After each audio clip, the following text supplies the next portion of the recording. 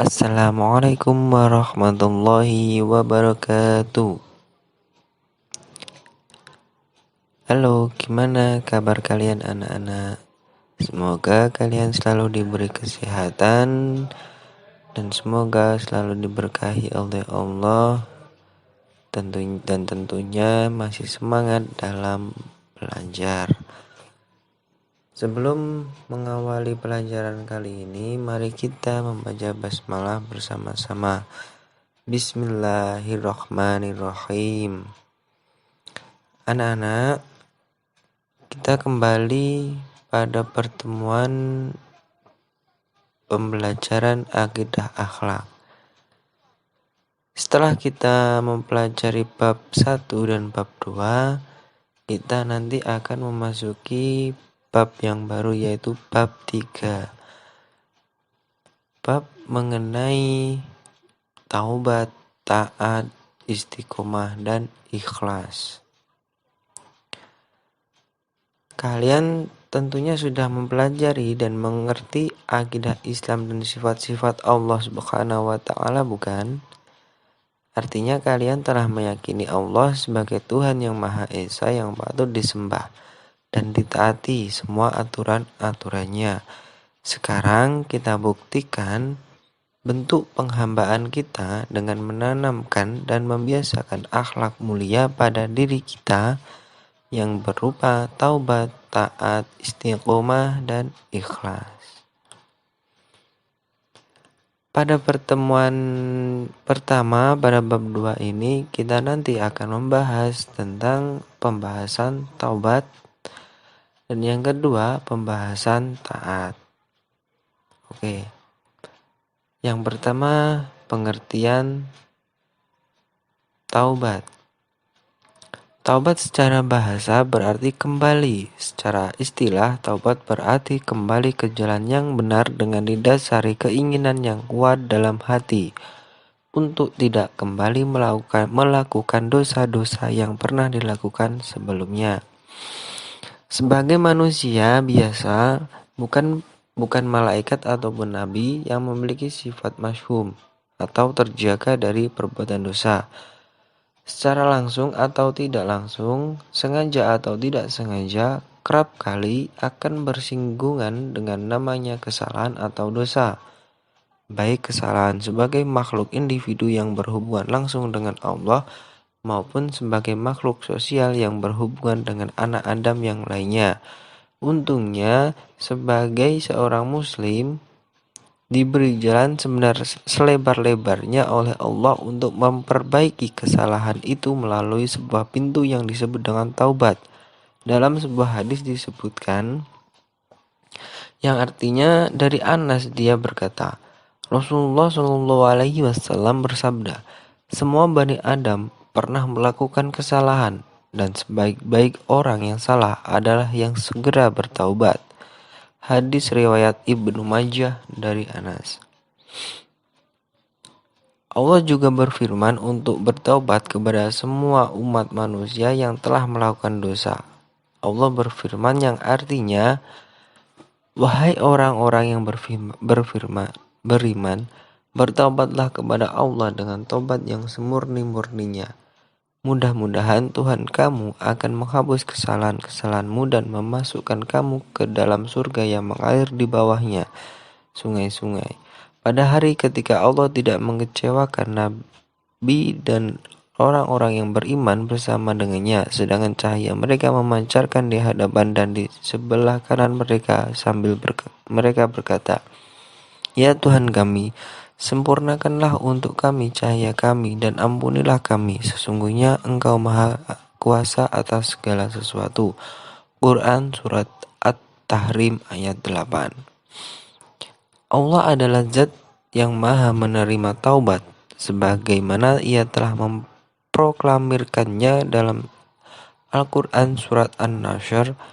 Tidak ada satu dosa pun yang tidak diampuni oleh Allah kecuali syirik atau mempersekutukannya, sebagaimana firman-Nya yang artinya, sesungguhnya Allah tidak akan mengampuni dosa karena mempersekutukannya atau syirik, dan Dia mengampuni apa dosa yang selain syirik, itu siapa yang dikehendakinya. Barang siapa yang mempersekutukan Allah, maka sungguh dia telah berbuat dosa yang besar. Al-Quran Surat An-Nisa ayat 48. Nah, jelaskan bahwa Allah itu Maha Pengampun. Maka sudah seharusnya kita menyegerakan diri untuk bertaubat kepadanya dari segala dosa.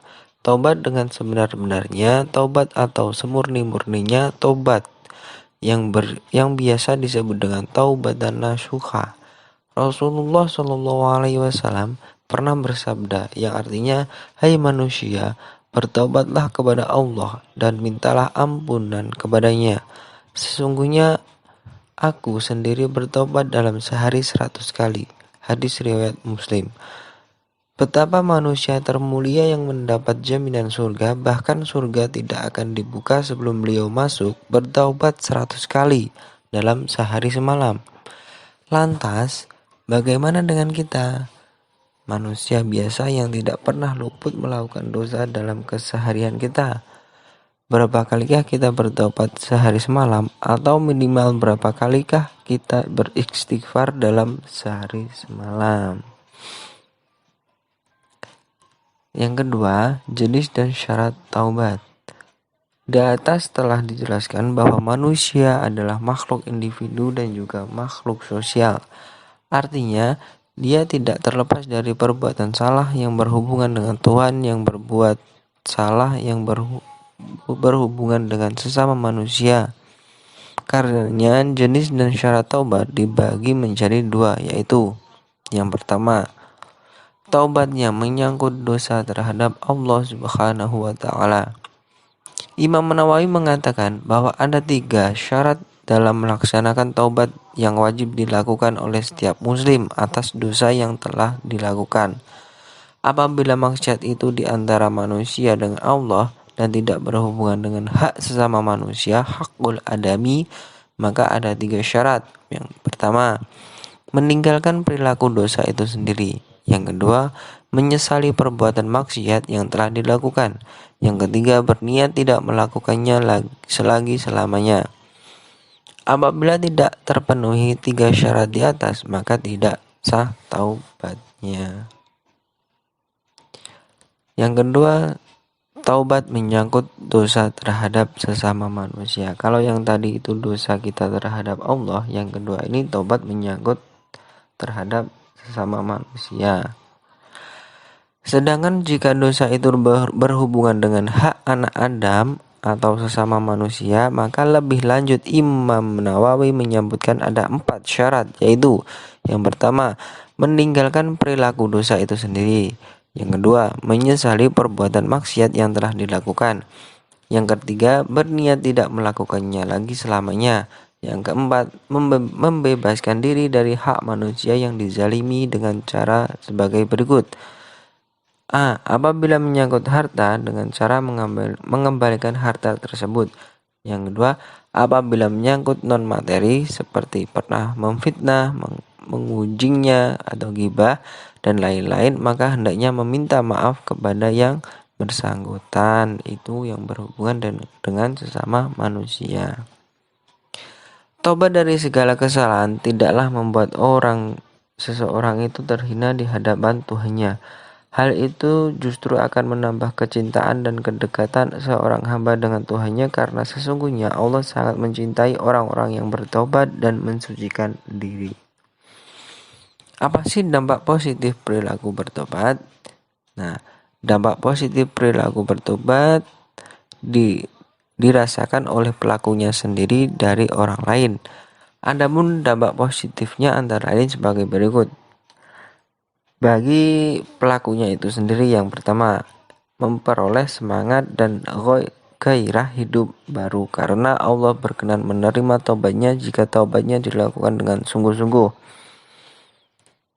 Positif yang selanjutnya yaitu dapat memperoleh kembali jalan yang benar Islam setelah menempuh jalan yang sesat karena perbuatan dosanya, dan memperoleh simpati masyarakat lagi.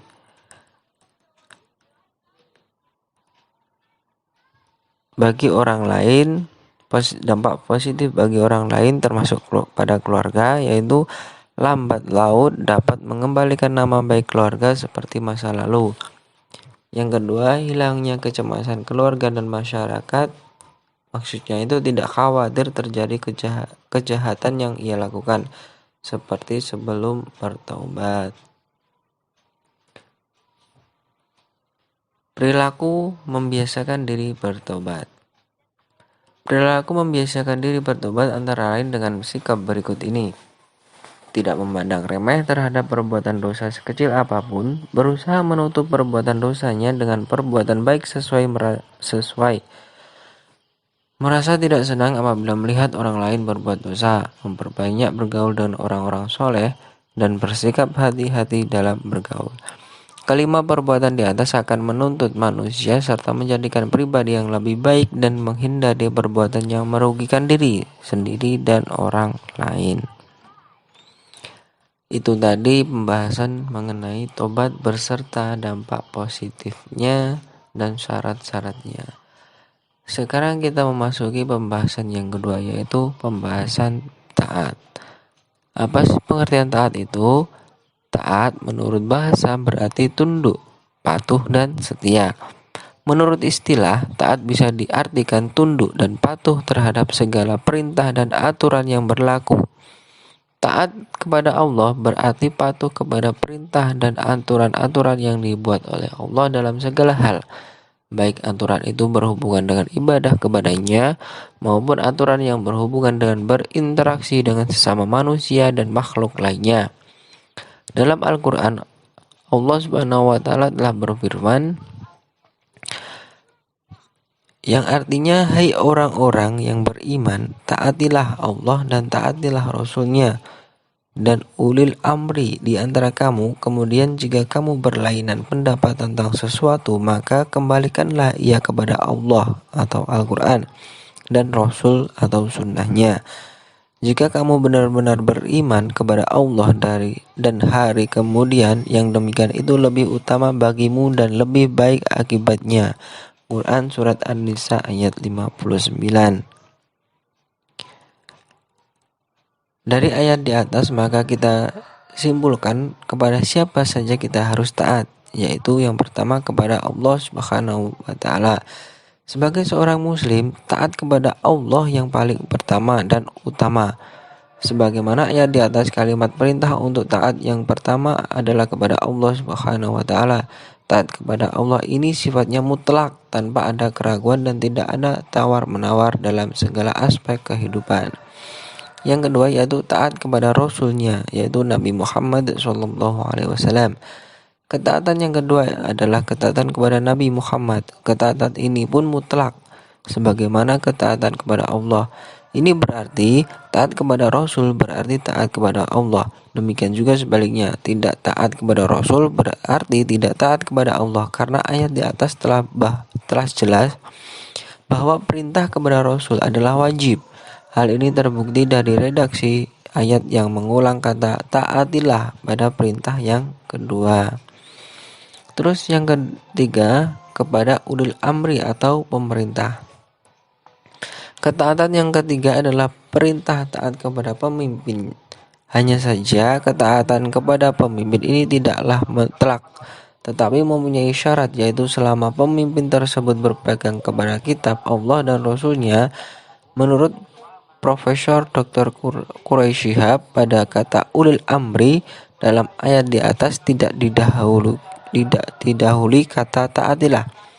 Ini menunjukkan bahwa ketaatan kepada ulil amri tidak terdiri sendiri, tetapi berkaitan atau bersyarat dengan ketaatan kepada Allah Subhanahu wa Ta'ala dan Rasulnya. Oleh karena itu, apabila perintah ulil amri itu bertentangan dengan perintah Allah dan Rasulnya, maka kita tidak dibenarkan untuk mentaatinya. Yang kedua, bentuk-bentuk contoh ketaatan kepada Allah dan Rasulnya. Yang pertama bisa dibaca, itu ada Bapak Suhati, pemilik sebuah usaha roti nikmat yang mewajibkan seluruh karyawan perempuan memakai hijab dan sholat berjamaah setiap waktu sholat. yang bertujuan untuk semakin rajin menjalankan ajaran Islam, dan bisa dilihat contoh-contoh selanjutnya. Terus dampak positif ketaatan kepada Allah dan Rasulnya? Orang yang taat kepada Allah akan merasakan dampak positifnya. Salah satunya yaitu memperoleh kepuasan batin karena telah mampu melaksanakan salah satu kewajibannya kepada Allah dan Rasulnya, dan tentunya akan memperoleh ridho Allah karena telah mampu mentaati perintahnya dan memperoleh kemenangan, keuntungan yang besar. Terus yang keempat yaitu membiasakan diri taat kepada Allah dan Rasulnya. Sebagai umat manusia dan beragama Islam, kita seharusnya membiasakan diri untuk selalu taat kepada Allah dan Rasulnya.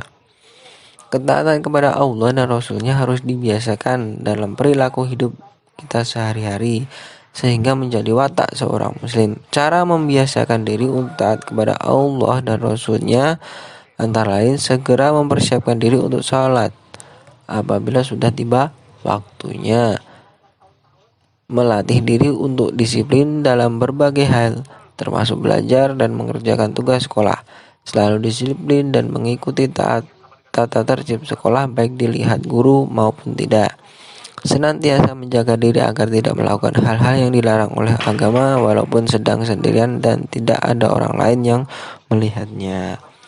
Ini tadi membiasakan diri taat kepada Allah. Tadi pada pertemuan yang kedua ini kita hanya membahas taubat dan taat. Nanti bisa dipelajari kembali, bisa diulang lagi. Kalau ada yang belum jelas nanti bisa ditanyakan. Mungkin cukup sekian untuk menutup pelajaran pada kali ini. Mari kita membaca hamdalah bersama-sama. Alhamdulillahirabbil alamin. Cukup sekian pelajaran hari ini dan saya ucapkan terima kasih. Wassalamualaikum warahmatullahi wabarakatuh.